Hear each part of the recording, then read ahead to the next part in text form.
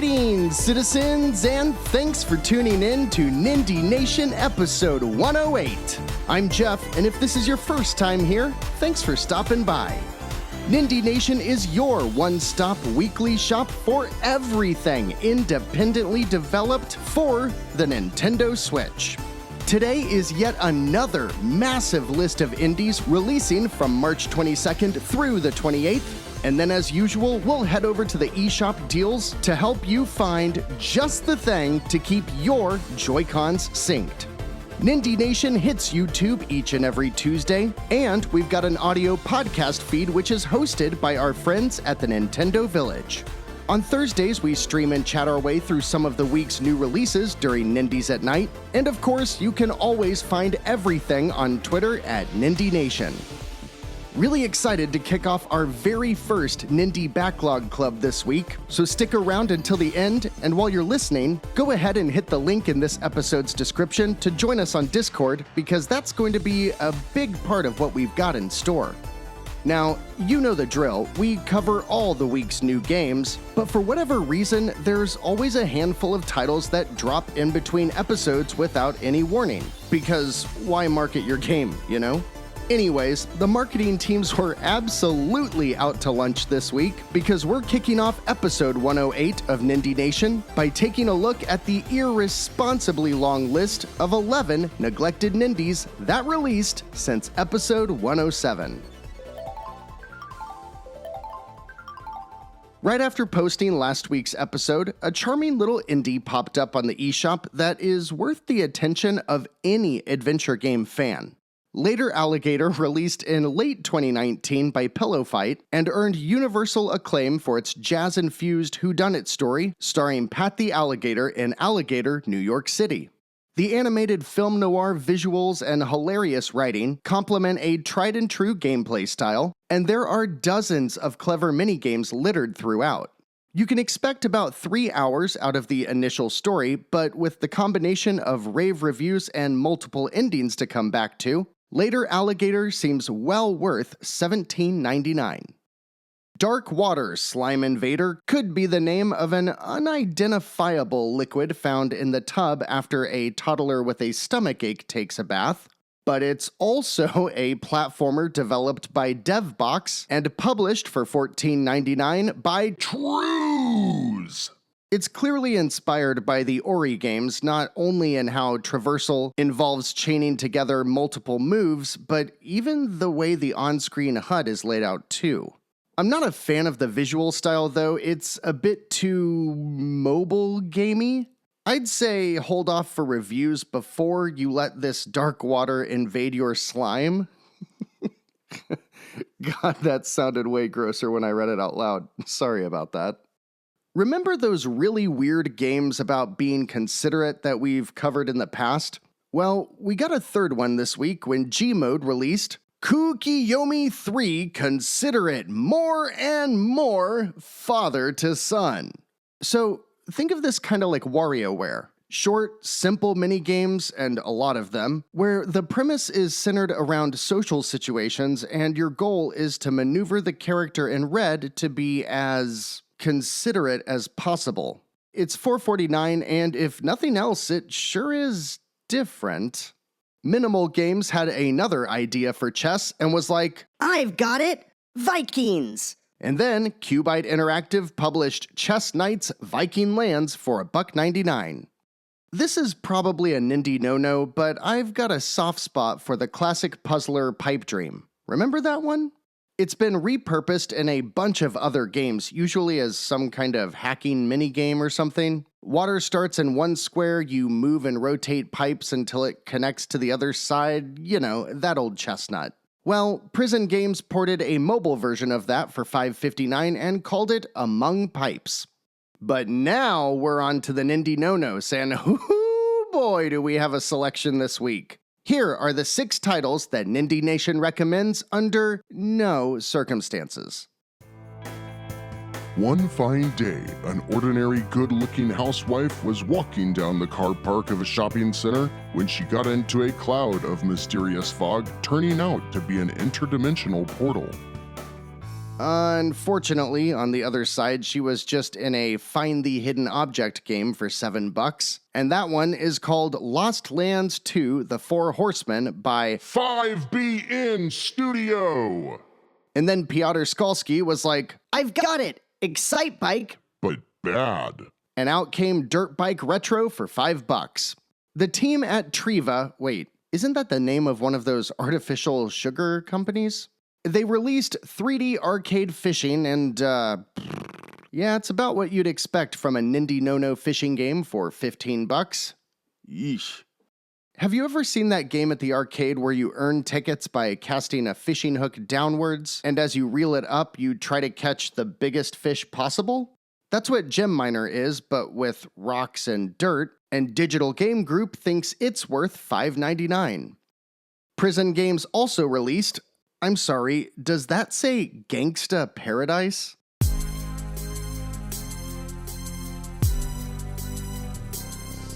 As I walk through the eShop in the valley of I take a look at my cart and realize there's nothing in it. Cause I've been dumping on no so long that even the YouTube comments know where this one belongs. Cause I ain't never gonna spend $10 on this one. And neither should you. Ooh, PrimeBit Games is a new one. What have they been yeah. It's safe to assume Return of the Air is not a 2D platformer worth your time or $5. And we're all caught up. Hey, later Alligator looks excellent, and all the reviews say it is too. You picking it up? The Considerate games could make for a hilarious stream sometime. I'll admit I became much more interested after I heard they were kind of like the WarioWare games. If anything here is jumping out at you, let me know in the YouTube comments. Looking at the week ahead, citizens, we've got another massive list for the week, so let's waste no more time. These are the 31 Nindies hitting the eShop from March 22nd through the 28th. First up this week, and the only title releasing on Monday, March 22nd, is, Bioshock? It says it's a first-person, grid-based RPG, but, did they just upload screenshots of Bioshock? Vaporum Lockdown follows a woman escaping from a steampunk tower, and it plays like a top-down dungeon-crawling RPG, but it plays out in first person with real-time combat. Very interesting. There's a lot of footage for this game already out there, and it seems to be generating a decent amount of hype, but mostly on PC. So we should wait and see how it plays on the Switch before diving in head first. But it comes by way of Fatbot Games and kicks off the week for $21.99. We've got 3 titles releasing on Tuesday, March 23rd, and the first of which is Tank Battle Heroes by Tebul. They're a Polish game studio that advertises a wide breadth of free-to-play mobile games, and that's exactly why you shouldn't pick this one up for $7.99. But one collection I suspect a lot of you will eventually get is the Overcooked All-You-Can-Eat collection, which includes the original, its sequel, and the DLC for both. They even went so far as to take the multiplayer modes introduced in the sequel and build it into the original. How cool is that? There's upgrades to the visuals, new accessibility options, and even some new content too. $39.99 is perfectly reasonable for the bundle, but Ghost Town Games and especially the publisher Team 17 are constantly running sales, so I suspect if you hold off for just a couple months, if you really want this, you should be able to pick it up for probably $20 or less. Another exciting release on the 23rd is the adaptation of a beloved tabletop game, Arkham Horror Mother's Embrace, which drops with a launch week discount of $15.99. Asmodee Digital took the Lovecraftian board game and built it into a mix between investigation-style storylines and turn-based combat similar to XCOM or Mario plus Rabbids. The studio is no stranger to digital board games either, as they ported Catan, Ticket to Ride, and Pandemic, just to name a few, so it's safe to assume that this single-player-focused entry will be a safe bet for your Lovecraftian horror tabletop fix. And then on Wednesday, March 24th, just before a massive Thursday drop, there's 3 more releases, starting with East Asia Soft's Hellbreachers. Developed in partnership with Omega Core and Rattleka Games, Hellbreachers is a simple, retro-inspired, side-scrolling action adventure. There's multiple characters to pick from and light RPG progression, and you can check it out for $4.99. PixArts publishes a 2D golf game that doesn't work on your TV called Golf Royale for $1.99, but in all fairness, it probably doesn't work in handheld mode either. And finally, for the first time in a couple weeks, the new releases feature a Nindie trifecta, and it looks pretty cool. Tesla Force is a top-down shooter developed by 10 Tons, the team behind Tesla vs. Lovecraft and a personal favorite of mine, Neon Chrome. As you'd expect, it mixes Lovecraftian themes with neon lightning-type weaponry that's usually present in any game with the word Tesla in the title. With skill trees and dozens of weapons to play with, this seems right up my alley, so I'll probably be picking it up to see if it's worth the asking price of $16.99. Hopefully it turns out to be another fun release that is chock full of procedurally generated levels, roguelike mechanics, and RPG elements!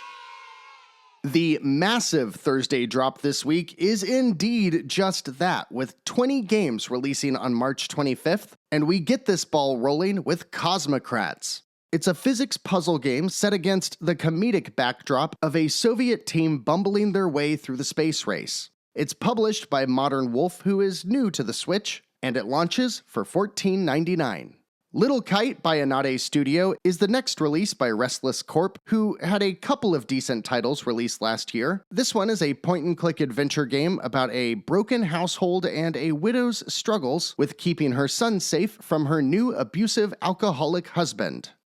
I'm more of a freedom finger, RPG elements kind of guy, you know, but what's here seems to be well told.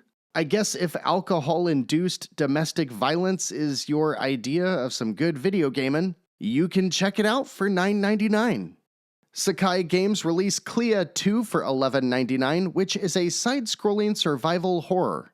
It looks a lot like the recent release Red Colony and promises to be free of jump scares, but maneuvering away from the freaky-deaky little girl with the huge evil mouth is... I don't know, it scared the shit out of me. Black Legend is what happens if you take Fire Emblem Three Houses and set it in a 17th century gothic horror world where you're chasing down an evil alchemist. There's turn-based strategy combat, tons of RPG mechanics to tinker with, and a somewhat open-ended world that you can explore in real time in between battles. It's a pretty meaty experience that also looks pretty good to boot, and it launches by Warcave BV for $30. Nindie newcomers Red Start Interactive hit the Switch this week with Get a Grip Chip for $14.99. It's a cutesy but challenging action platformer that hinges on a neat grappling hook mechanic. It looks pretty fun, but I do worry that it doesn't have enough here to really set itself apart. I'll be watching the reviews on this one to see if it's worth the asking price of $14.99. Jondu Soft releases a first-person psychological horror game this week. What is it with all the spookies kicking off the first week of spring? And this one basically looks like someone decided to try to finish PT themselves. All of Evil Inside takes place inside of a house where the mom was killed and the father is in prison for it. You play as a little kid contacting people through an Ouija board, and everything about this game is a huge bag of nope, nope, nope for me. If it's turning you on, though, by all means, it's $12.99. Cristopia, A Puzzle Journey, is another first-person puzzle adventure game that looks a lot like The Witness. This one is by Nindie newcomers Antler Interactive. The game itself looks okay. It was a mobile port and has decent reviews that praise the intriguing story, but I just can't get away from this introduction quote from Antler's website. They say, We are Antler Interactive, fast-growing by design. We exist to regenerate and evolve with technology. It's like they're freaking HAL 9000 or GLaDOS or something. Anyways, it's $7.99, but if you want to check it out on your phone first, you can play the first 2 chapters for free before deciding to jump in on the Switch. Next Studios is the team responsible for bringing both Crown Trick and Biped to the Switch, and this week they reach into their back catalog to port the 2D action game Bladed Fury for $17.99. At first, it looked a lot like Shing to me, which is a good thing, but this one is a solo affair on a single 2D plane. I like the comic visual style for sure, and the way it scales the screen to allow for some up-close combat and huge bosses, but $17.99 seems a bit steep right out of the gate. If you're really into ninja combat games, Bladed Fury might be a good one to throw on your wishlist while we wait for reviews and a sale. For those of you itching for a new F-Zero game, Jorge Ramon Puig and Forsaken Games hope to fill that void with Future Aero Racing S Ultra this week for $6.99. It takes the tried and true formula and adds a cel-shaded style to it, but other than that, it's hard to recommend this one over something like Fast RMX. Man, that game's good. Rip them off is the newest company slogan from studios like Boombit, PixArts, and Piotr Skalski. But that's not all. It's also a really intriguing puzzle game by Lozenge Lab. You manage ships in a series of levels where the public shuffles in and out buying your wares. At first it looks like a cross between Lemmings and Tower Defense, but it's all built around the economics of buying and selling your wares to the public. The visual style is ripped right out of 1950s advertising, like what you'd see on Mad Men, and it brings with it a witty comedic flair too. It launches with a slight discount for $7.99, and I'm looking forward to checking it out. Ultimate Games releases Gold Digger for $4.99, and I think you should act like she does, because She ain't messing with no broke. Kairosoft published their $14 game yet again this week, but they didn't change the theme of Mega Mall Story. Instead, they just added a 2 at the end. Now I ain't saying she a gold digger. Artax Games is a studio I've never heard of, so as I always do for you people, I went exploring on the internet. I found, to my surprise, they're an indie studio in Madrid with a pretty decent history of publishing higher quality educational titles. This week they publish Body Quest for $6, and it's an isometric action game with breaks for puzzles that teach kids about the body. I showed the trailer to my second grader, and she thought it was cool, so there you go. I'm going to be abundantly honest here. I hate the Phantom of the Opera. I'm not a theater snob, nor am I a noob. I've seen my fair share of shows, but that one in particular, I would love to blast it out of a cannon and watch it burn up in the atmosphere, and it's my wife's favorite thing in the world, so me and this mother play, we have some history. This week, CFK continues their release of the chibi anime adventure versions of classic theater with Maism, Phantom of the Opera for $11.99. The past entries in the series are pretty cool if you're into the source material. I really liked the Jekyll and Hyde one, for example. They take the basic premise and video gameize it a bit to make it a cross between light point-and-click adventure and a visual novel. If you're like my wife and you really enjoy this god-awful abomination, you should probably consider this game. I'm torn on this next one. Released by newcomers Hanaji Games, Barrage Fantasia is a neat-looking pixel art bullet hell shooter that changes perspectives and offers some light RPG mechanics through the use of familiars. However, it's a lazy mobile port that doesn't bother to fill the screen, and $9.99 seems a bit pricey, so wait for further reviews before you decide if this is the shmup for you. We first saw Forfats last week with their Cheap Brawlers Smash Club, and I'm starting to like what this team is doing. Admittedly, the low-budget mobile game visuals in Toon Shooters 2 The Freelancers leaves a bit to be desired, but I like what I'm seeing here. For only $2, this side-scrolling shmup does look like a good time, and it's built to be played with up to 4 players. Now, Sky Ratchet is on sale through the 26th for the same price, and that's certainly a higher quality game. But for only $2, Toon Shooters 2 is probably a game I'll pick up to try for myself. Do you like Super Monkey Ball? If so, check out Paper Ball Deluxe by Clyax Games. This team is also new to the Switch, so the overall quality and reputation is still up in the air, but from what I can see, this is straight up Super Monkey Ball. You roll around a ball through a series of levels to get to the goal, and this one is wrapped up in a paper aesthetic like Paper Mario or Bug Fables. I'm not jumping in blind to this one as it releases for $18, but I am looking forward to seeing the reviews. Mancala is the traditional board game that is largely unknown in the US, but is apparently pretty big all over the rest of the world. CC Games releases a Mancala game for $5 called Mancala Classic Board Game, but you're probably better off just getting Nintendo's own Clubhouse games. We haven't seen Dolores Entertainment in a while, but this week they launch a super dark, gothic pixel art action game for $10 called Malak Dark Demon. And from what I'm seeing, I'd probably wait for a sale if this seems up your alley. Oh snap, Kairosoft is back with another version of their $14 game, this time with playgrounds and birds, and it's called Wild Park Manager. But still, if you really want to play one of these time-waster building simulators, just play it for free on your phone.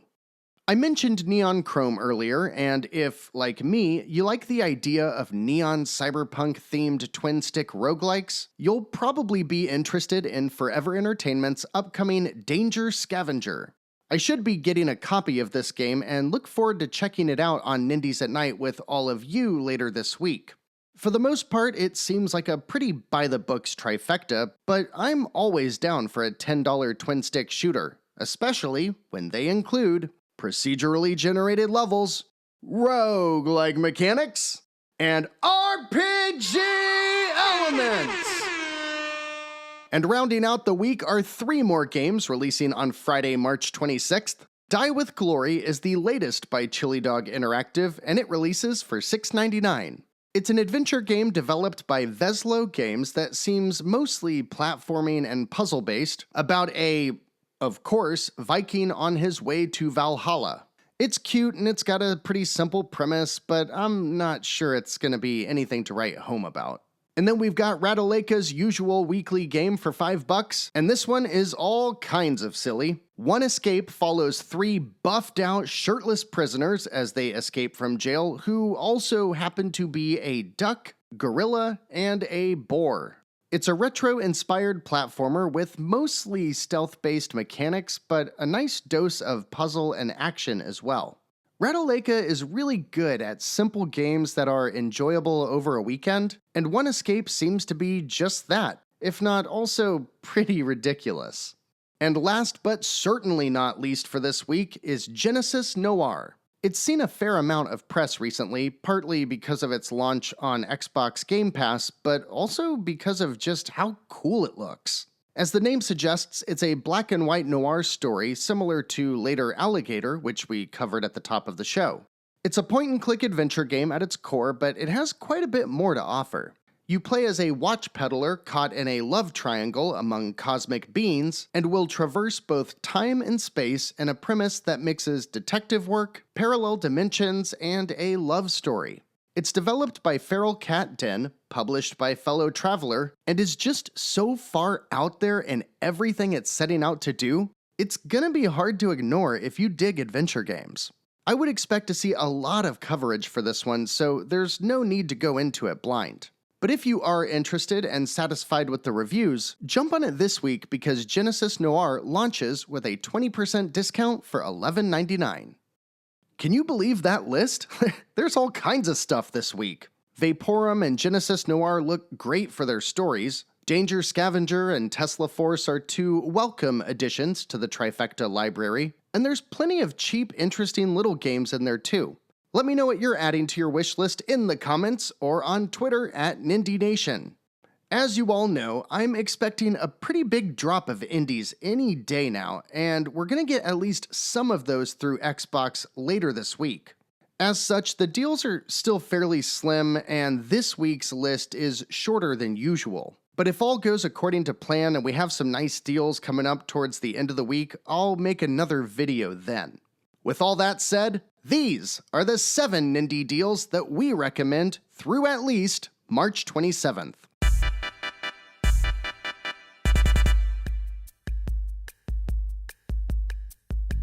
As usual, we start the list with a title whose deal is expiring earlier than the others, but Racket is one you should definitely consider. At only $1.99, Racket is a colorful, fun, and challenging side-scrolling shooter that plays best with a friend and uses a mechanic that is a lot like a game of tennis. You gotta play it to really get it, but I promise it's fun and it's easily worth $1.99. Also worth $1.99 is the epitome of a pick up and play game. Miles and Kilo is platforming in the purest sense. Most levels play out like an auto runner, so your job is to time jumps and grab collectibles. You'll die constantly, but respawns are instant, and the way the difficulty and complexity ramps up through the game makes it an absolute treat. I've mentioned the Sparkle series quite a bit in these deals lists, and there's like 5 of them, so really take your pick. Sparkle 3 Genesis is my favorite, and it's one of many titles in the series on sale with a 60% discount, also for $1.99. They're very chill, and you just swim around as a little amoeba, gobbling up things that are smaller than you while avoiding things that are bigger than you. Ow, I hit my hand.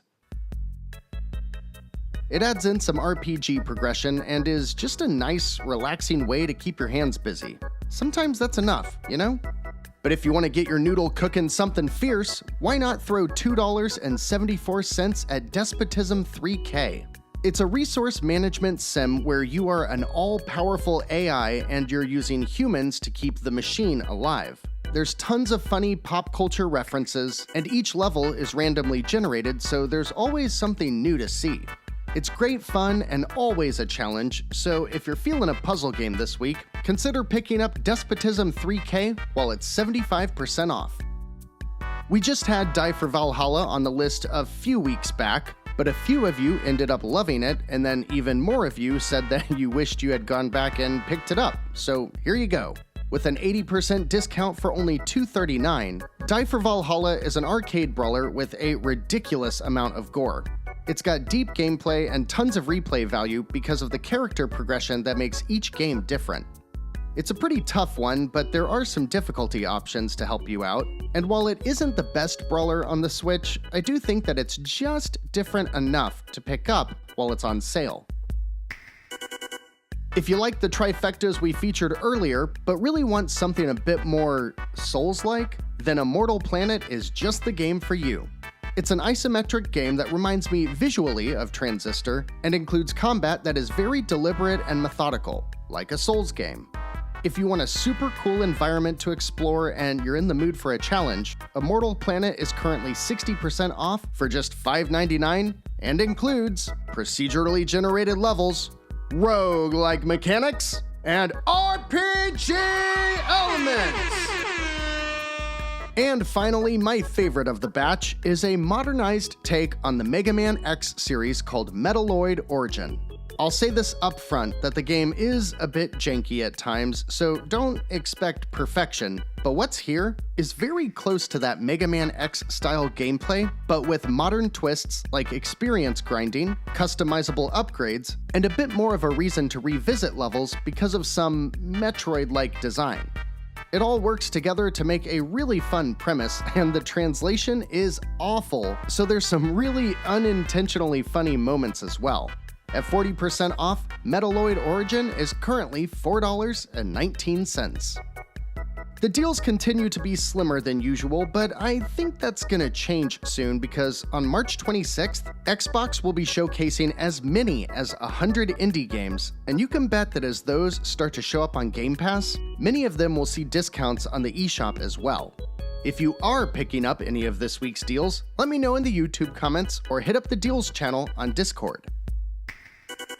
And now, citizens, you voted and it's official. The first Nindie Nation Backlog Club is kicking off with Guacamelee. If you haven't picked up one of the must-play indies available and you want to play along, look at some of the other platforms you may have and make sure you don't already own it because this game has been given out for free many times in the past. It's also been on sale almost every month for the past 2 years, and it hasn't seen a discount yet for March, so maybe it'll be on sale by the end of the week.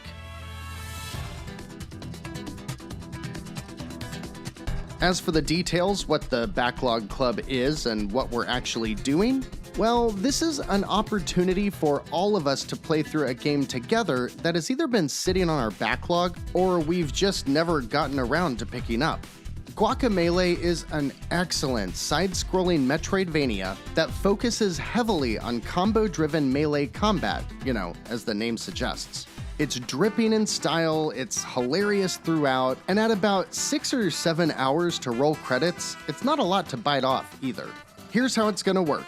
Live and/or consistent conversation is going to be a big part of this, either through text or audio. So to be involved, you need to join the Nindie Nation Discord. I want to give everyone at least 2 weeks to finish the game, so we'll plan on submitting all Q&A and holding any kind of live conversation until around April 8th through the 10th. In the meantime, we'll be keeping up with each other's progress and chatting about the game over in Discord's Nindie Backlog Club channel, so join us there. The final product is going to be a podcast of sorts with some roundtable discussion and submitted answers from you. Join us in the Discord and we'll figure out all of the other details in this first go of the Nindie Backlog Club together.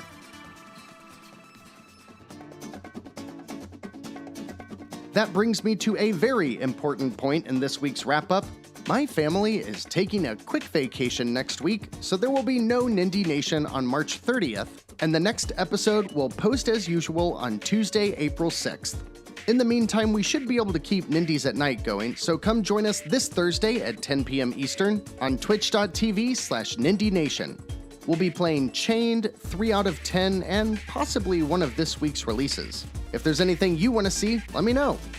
With all of that said, friends, we're all done for today. Talk about a big episode.